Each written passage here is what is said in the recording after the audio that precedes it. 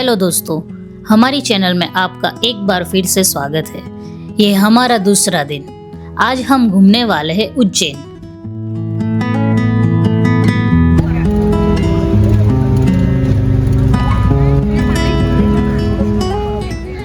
उज्जैन भारत के मध्य प्रदेश राज्य का एक अत्यंत प्राचीन और पवित्र शहर है, जो शिप्रा नदी के किनारे बसा है और कालिदास की नगरी के रूप में प्रसिद्ध है, जिसे अवंतिका, मोक्षदा और महाकाल की नगरी भी कहते हैं, जहां 12 ज्योतिर्लिंगों में से एक महाकालेश्वर मंदिर और हर 12 साल में सिंहस्थ कुंभ मेला लगता है और इसे 7 मोक्षपुरी में सबसे प्रमुख माना जाता है।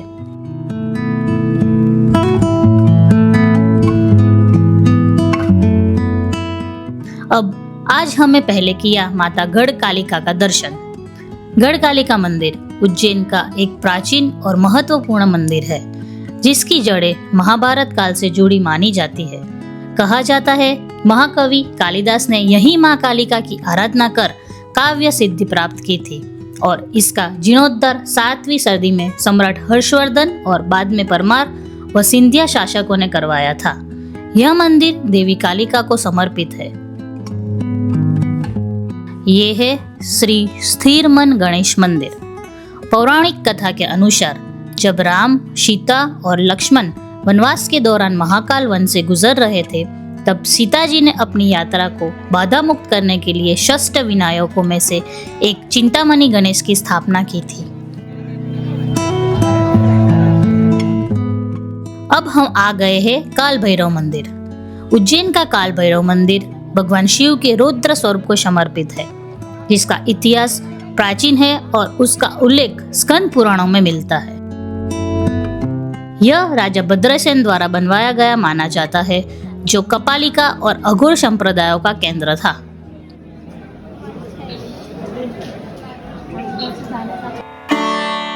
काल भैरव को मदिरा का भोग लगाया जाता है, जो एक अनोखी प्रथा है। यह मदिरा कहा जाती है, यह आज भी एक रहस्य है। जब भक्त और वैज्ञानिक इसकी जांच करते हैं, तो मदिरा गायब हो जाती है और नीचे कुछ नहीं मिलता। एक कथा के अनुसार ब्रह्मा को राह दिखाने के लिए शिव ने काल भैरव को प्रकट किया और उनसे मदिरा पान करने को कहा, ताकि वे बुराइयों को समा सके। यह मंदिर भक्तों की सुरक्षा, आशीर्वाद और मनोकामना पूर्ति के लिए विशेष रूप से महत्वपूर्ण है।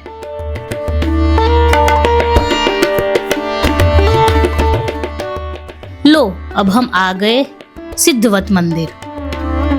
सिद्धवत एक पवित्र बरगद का वृक्ष है, जिसके नीचे बैठकर ऋषियों ने तपस्या की और सिद्धियां प्राप्त की, इसलिए इसे सिद्धवट कहा जाता है। इसे शक्तिपीठ तीर्थ के नाम से भी जाना जाता है, जो आध्यात्मिक शक्ति और सिद्धि का केंद्र है। यह उन चुनिंदा स्थानों में से एक है जहां उज्जैन में कुंभ मेले का आयोजन होता है। यह स्थान पितरों के मोक्ष कर्म, पिंडदान, नाग बलि और नारायण बलि जैसे संस्कारों के लिए अत्यंत महत्वपूर्ण है। मुगल बादशाहों ने इसके धार्मिक महत्व को जानकर इस पर कुठार चलाया था और वृक्ष को नष्ट कर लोहे के तवे जड़ दिए थे, लेकिन वृक्ष फिर भी अंकुरित होकर हरा भरा रहा, जो इसकी अमरता का प्रतीक है। यह मंदिर भैरवगढ़ के पास शिप्रा नदी के तट पर स्थित है और साधकों, लेखकों और भक्तों के लिए प्रेरणा का स्रोत है।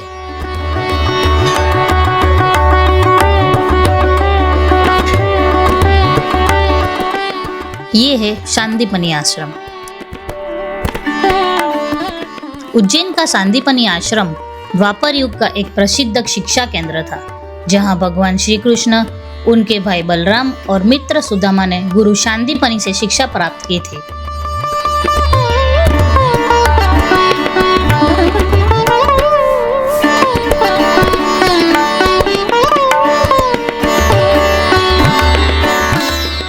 यह आश्रम भगवान श्री कृष्ण के गुरु सांदीपनी का गुरुकुल था, जहां उन्होंने सभी विद्याएं प्राप्त की, जिसमें शंखचूड़ राक्षस से गुरु के पुत्र को वापस लाने की कथा भी शामिल है, जो उनकी शक्ति और गुरु भक्ति का प्रतीक है।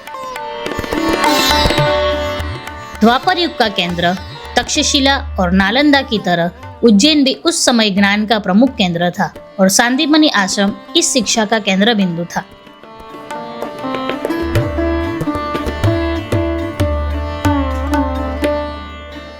सांदीपनी आश्रम न केवल एक पौराणिक कथाओं से जुड़ा स्थान है, बल्कि यह आज भी प्राचीन शिक्षा और मूल्यों का प्रसार करने वाला एक जीवंत केंद्र है।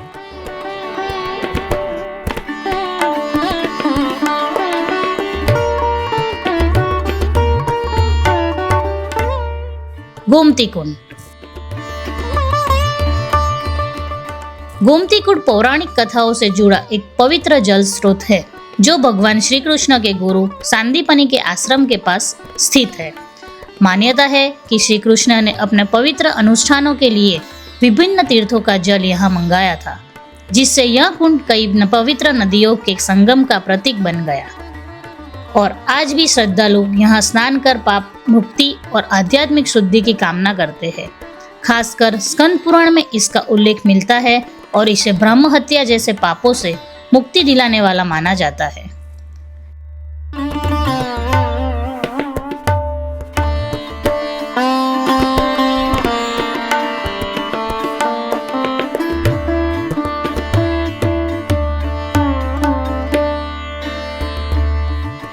ये है श्री ऋणमुक्तेश्वर महादेव मंदिर। उज्जैन का श्री ऋणमुक्तेश्वर महादेव मंदिर क्षिप्रा नदी के तट पर स्थित एक प्राचीन शिव मंदिर है जो भक्तों को सभी प्रकार के ऋणों से मुक्ति दिलाने के लिए प्रसिद्ध है।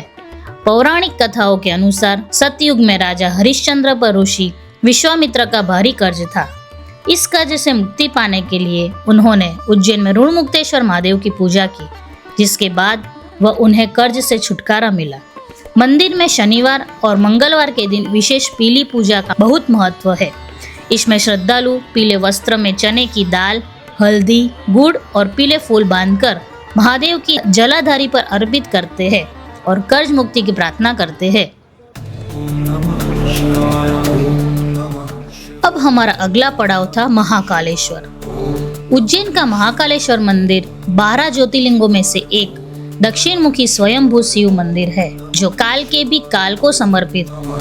पुराणों, महाभारत और कालिदास जैसे महाकवियों की रचनाओं में इस मंदिर का मनोहर वर्णन मिलता है।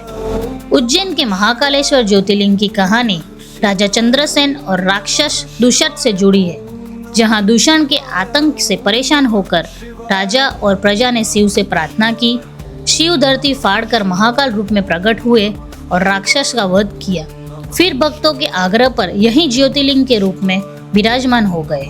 यह भारत का एकमात्र दक्षिण मुखी ज्योतिर्लिंग है जो स्वयंभू है और भक्तों को मोक्ष प्रदान करता है। ओम नमः शिवाय, ओम नमः शिवाय, ओम नमः शिवाय, ओम नमः शिवाय, ओम नमः शिवाय, ओम नमः शिवाय, ओम नमः शिवाय। मंदिर 3 स्तरों में बना है।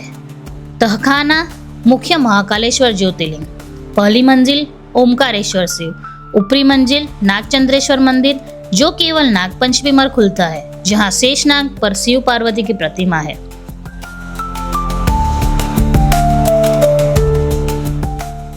महाकाल को उज्जैन का राजा माना जाता है और किसी भी शुभ कार्य से पहले उनका आशीर्वाद लेना महत्वपूर्ण है। ये हम पहुंच गए हैं हरसिद्धि माता मंदिर।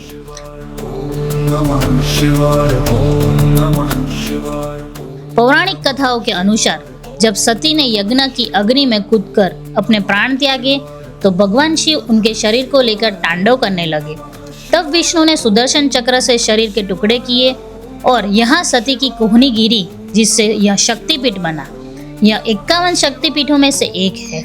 स्कंद पुराण के अनुसार नदी द्वारा असुरों को रोकने पर भगवान शिव के स्मरण पर देवी ने उनका वध किया। भगवान शिव ने 2 असुरों का वध करने के बाद देवी को हरसिद्धि नाम दिया। मंदिर प्रांगण में 2 विशाल दीपक स्तंभ है जो आकर्षण का केंद्र है और जिनमें अखंड ज्योति जलती है। ओम नमः शिवाय, ओम नमः शिवाय, ओम नमः शिवाय, ओम नमः शिवाय, ओम नमः शिवाय, ओम नमः शिवाय, ओम नमः शिवाय।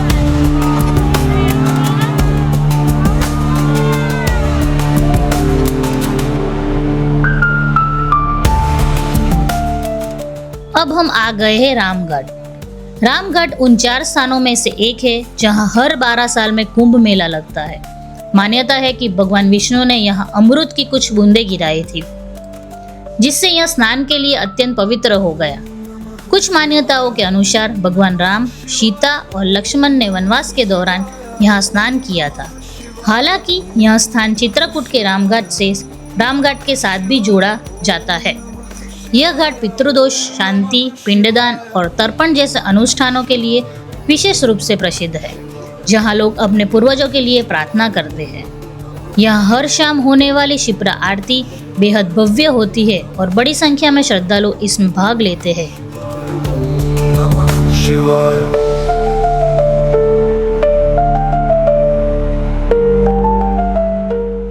ये है श्री धर्मराज चित्रगुप्त मंदिर। भगवान चित्रगुप्त का जन्म ब्रह्मा जी की काया से हुआ था, इसलिए उन्हें कायस्थ और चित्रगुप्त कहा जाता है। ब्रह्मा जी ने चित्रगुप्त को महाकाल नगरी उज्जैन में घोर तपस्या करने का आदेश दिया था, जहां उन्होंने प्राणियों के कर्मों का लेखा जोखा रखने की शक्ति प्राप्त की। उज्जैन का यह मंदिर मुख्य रूप से कायस्थ समुदाय द्वारा स्थापित किया गया था, जो चित्रगुप्त भगवान की पूजा के लिए समर्पित है। चित्रगुप्त का जन्मस्थल कायथा माना जाता है, जहाँ 4000 साल पुरानी संस्कृतियों के प्रमाण है और वहाँ भी एक मंदिर है। शिवाय ओम नमः शिवाय ओम नमः शिवाय ओम नमः शिवाय। जैसे कि आरती शुरू होने की देर थी, तो हमने पहले रामघाट जाना जरूरी समझा। अब हम वापस आ गए हैं हरसिद्धि माता मंदिर। अब यहाँ आरती का टाइम हो चुका है। आप देख सकते हैं दोनों दीपक स्तंभ पर दिए लगाए जा रहे हैं। आज हम माता के पावन मंदिर में इन दीप स्तंभों पर दीपक जलाते हुए भगवान की कृपा और आशीर्वाद की कामना करते हैं, जहाँ हर एक प्रकाश अंधेरे पर विजय का प्रतीक है। यह दीप स्तंभ जो सदियों से यहाँ खड़े हैं, हरसिद्धि माता की दिव्य ऊर्जा को जगाते हैं और हमें अंदर प्रकाश की ओर ले जाते हैं।